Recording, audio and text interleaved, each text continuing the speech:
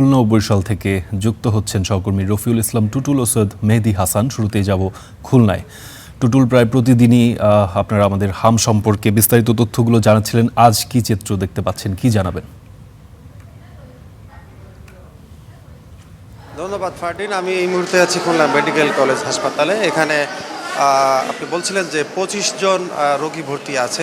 Isolation centre যেটি করা হয়েছে সেখানে এখন 25 জন ভর্তি আছেন। যদিও ওই সেন্টারের বেড সংখ্যা 14টি।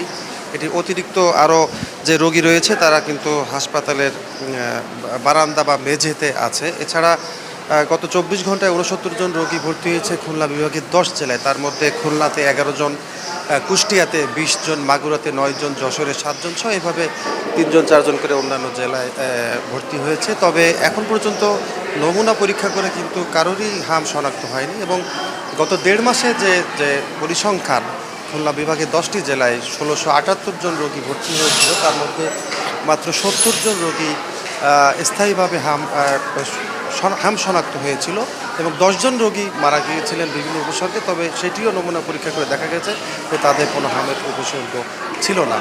তো এভাবেই এই অবস্থাতেই ইতিমধ্যে টিকাদান কর্মসূচি শুরু হয়েছে গত 3 দিন হলো। সেটি খুলনা সিটি কর্পোরেশনের উদ্যোগে প্রায় 90,000 শিশুকে এই অঞ্চলে এটি টিকার আওতায় আনা হবে এবং তারা আশা করছে স্বাস্থ্য বিভাগ থেকে আশা করছে এই টিকাদান সম্পন্ন হলে হামের যে প্রকোপ, সেই প্রকোপটি কিন্তু অনেকটাই কমে যাবে এবং সেটি নিয়ন্ত্রণে আসবে। তো এভাবেই চলছে এবং খুলনা মেডিকেল কলেজের চিকিৎসা ব্যবস্থা নিয়ে কিন্তু এখানকার যারা রোগী বা রোগীর স্বজনরা আছেন তারা কিন্তু সন্তুষ্টি প্রকাশ করছে।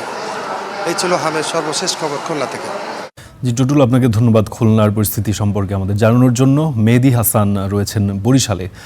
মেহেদী, বরিশালের বেশ কিছু অঞ্চল এই হামের হটস্পট হিসেবে পরিচিত পেয়েছিল, এখন সেটি কিছুটা নিয়ন্ত্রণে এসছে কিনা, টিকা কার্যক্রমের কী পরিস্থিতি সেটি সম্পর্কেও জানাবেন।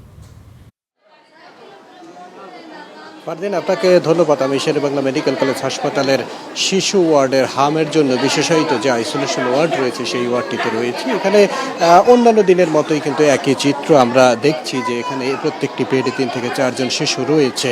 কিছুক্ষণ আগে আমি শেরেবাংলা মেডিকেল কলেজ হাসপাতালের সহকারী পরিচালক, যিনি এই হাম বিষয়ে গণমাধ্যমের সাথে কথা বলেন, আব্দুল মুলিম সাদ, তার সাথে কথা বলেছি। তিনি যেমনটি জানিয়েছেন যে আসলে বরিশালের হামের পরিস্থিতি কিন্তু উন্নতি হয়নি এবং একেবারেই যে অবনতি হয়েছে এমন কিন্তু না, বলা চলে যে স্থিতি অবস্থায় রয়েছে। গতকালকে এই হসপিটালে ভর্তি হয়েছে 42 জন, যা নিয়ে বর্তমানে চিকিৎসাধীন রয়েছে 135 জন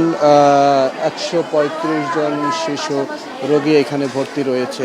তো এর প্রেক্ষিতে কিন্তু হাসপাতালে আসলে মূলত বরিশাল থেকে এই ছিল আমার কাছে সর্বশেষ। ধন্যবাদ মেহেদী, হাম পরিস্থিতির বরিশালের আপডেট সম্পর্কে জানানোর জন্য।